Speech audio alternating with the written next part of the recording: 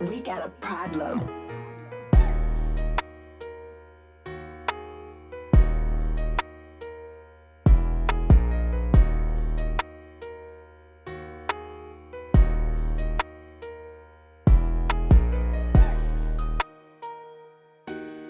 No team has been held back by the ownership in the front office than the Phoenix Suns.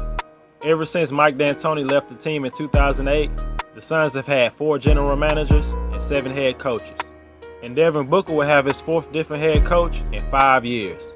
Stability is one of the most important factors in the success of a franchise, and it starts at the top. A lot of former members of the Suns front office have said that the owner's involvement makes it difficult to lead. His management style and hands-on nature is not the recipe that leads to a successful franchise. The Suns have had no plan or direction in a long time. They fired head coach Igor Kokoskov after just 1 season. It's hard to evaluate a coach after just 1 year. Who knows how good of a coach he really is? Monty Williams is the Suns' next head coach, and hopefully he'll get a real opportunity to run his system and not be out the door in 1 or 2 years. The Suns should be a team that improves every year and be on the verge of making the playoffs. But it takes more than a couple of good young players to win in the NBA. The Suns haven't made the playoffs since 2010, and they are projected to win less than 25 games for the 4th consecutive season. The Suns played very uninspired basketball last season, and the players didn't always play hard on a night-to-night basis. Injuries did play a part in losing, but there is no excuse for not giving great effort every night. The Suns were a team with no legit starting point guard last season. It seems like just a couple of years ago the team had 3 good point guards in Goran Dragic, Isaiah Thomas, and Eric Bledsoe. The franchise player Devin Booker was forced to play point guard for most of the season. He slowly transitioned into a lead guard that created everything on offense. That kind of responsibility can take a toll on a young player. Booker is one of the best young scorers in the league. He has put up some amazing scoring performances in his career, even if they resulted in a loss.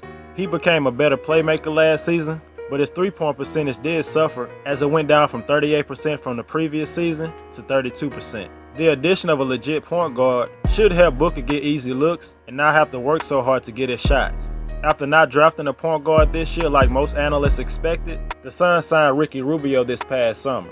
Rubio will improve the team on both ends of the court. You have a guy that's going to make everybody on the floor more efficient than they have been. People around the league think the Suns may have overpaid Rubio as they signed him to a 3-year, $51 million contract. But if he can help steer the Suns in the right direction, it'll be money well spent. Having a point guard that's a willing passer and being more involved on offense can inspire players to give more effort on the defensive end. If Rubio is the reason that the other players on the team play harder and more together, his contract would definitely be worth it. Rubio will be able to manage the game and be an extension from the head coach to the other players on the court. He is not known as an outside shooter, as he shot 31% from 3 last season. Playing beside Devin Booker, Rubio will get plenty of open shots, and he must be able to knock them down with consistency to keep the defense honest. The number 1 overall pick from last year, DeAndre Ayton, had a great rookie season, even though he was overshadowed by players like Trae Young and Luka Doncic. Ayton's rookie year was overlooked, which is unusual for a number 1 draft pick, especially if he had a good year. He helped set a foundation for possibly great things to come. He became the 3rd quickest Suns player to score 1,000 points in a single season. Ayton had 39 double-doubles, which was 12th overall in the NBA.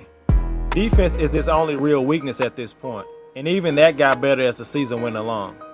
He gave nobody any reason to think he can't become at least a solid defensive player. 2 other players from last year who will play a big role in the team's progress is Kelly Oubre and Michaela Bridges. Oubre finally found some consistency after being traded to Phoenix last season. He has always had good moments with the Wizards, but he never had a good complete season yet in the NBA. And you would have thought that going from a bad team to another bad team, that things would remain the same. But Oubre improved his stats in every possible way. His scoring went up with better efficiency while also playing solid defense and averaging more steals and blocks per game. And he was rewarded this past offseason with a 2-year, $30 million contract. He was probably on track to get maybe half of that before he was traded to the Phoenix Suns. Michaela Bridges was a very consistent 2-way player this past season. He's a mature, smart player who has a good feel for the game. He's a tireless worker and showed how good of a defensive player he can be. He shot only 34% from 3 last season, but I expect that to improve, especially playing with a point guard like Rubio. He started some games in his rookie season, but I believe he should be the full-time starter at the 3 spot going forward. Even though Kelly Oubre is the more talented player, I believe Bridges' skill set as a 3-and-D player, along with his high basketball IQ, fits with Devin Booker better. Oubre is a more creative scorer, and coming off the bench will give the Suns a big scoring boost. The Suns made a lot of questionable decisions in the offseason, giving away a proven scorer like T.J. Warren and adding a high second-round draft pick to go with it, and trading back from the 6th pick to the 11th pick and drafting another wing player. I am very high on Cameron Johnson as an overall prospect, but along with his fellow rookie Ty Jerome, it'll be hard to see both of them getting a chance to play a lot of minutes early in their careers. Trading a player like Josh Jackson does help clear some playing time, but I feel Cam Johnson is ready to produce right away, but the minutes may not be available. He's already 23 years old and was a legit 3-point shooter in college. The Suns did end up getting 2 key additions through trades this offseason, Dario Saric and Aaron Baines. Even though he's already been traded twice in 1 year, Saric is still a good all-around player. 2 seasons ago in the playoffs, he did average 17 points, 7 rebounds, and 3.5 assists per game. The talent is there, and we should see an increase in his numbers this season compared to last season.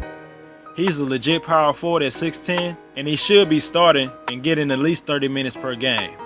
Aaron Baines will bring toughness and defense to the squad, 2 things the Suns lacked for the most part last season. Phoenix had the 2nd worst defense, only behind the Cleveland Cavaliers. Baines could help change that this season. With the addition of him, Rubio, and the progress of Ayton and Bridges, the Suns should be a better defensive team going forward.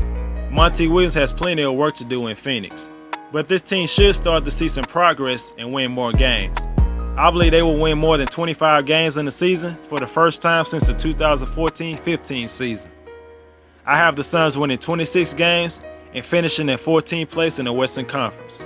Any progress is good progress, and that's all you can ask for with a team like the Phoenix Suns. It's going to take some time for this team to even think about making the playoffs. Monty Williams was a great hire, and as long as the owner can stay out the way and there's a solid structure in the front office, the Suns can eventually start living up to their talent level and win more games.